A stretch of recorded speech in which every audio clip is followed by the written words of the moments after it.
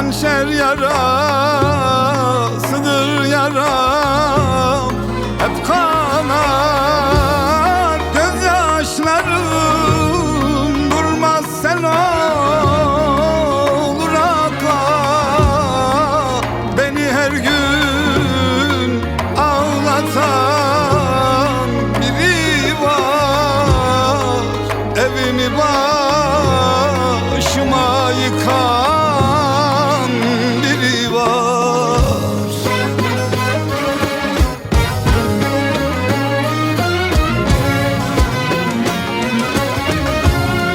Yüreğimi yakıp giden biri var, genç ömrümü talan eden biri var.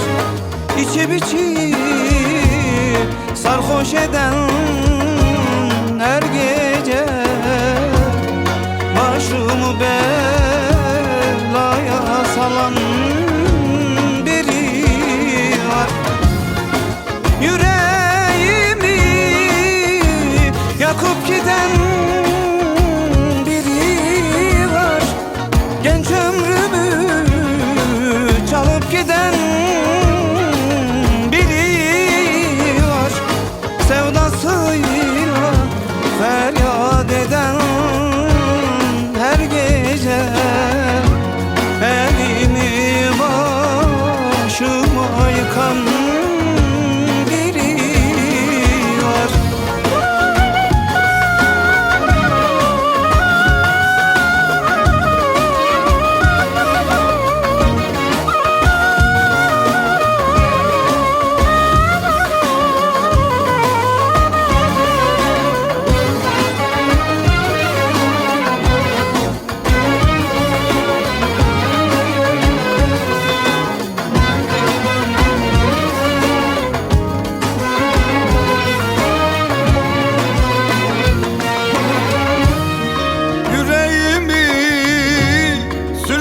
Ettin ellere,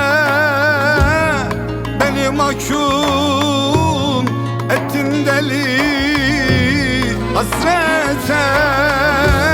Bu ne acı, bu ne zulüm ya Rabbi. Beni her gün ağlatan biri var, evimi başıma yıkan biri var.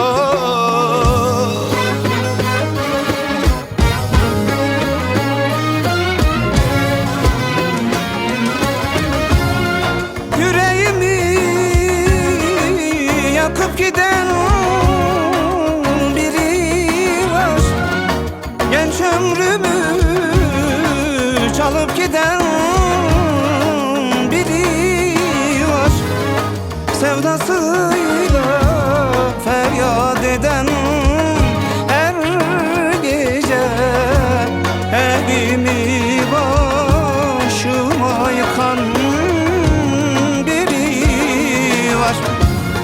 Yüreğimi yakıp giden biri var, genç ömrümü çalıp giden biri var.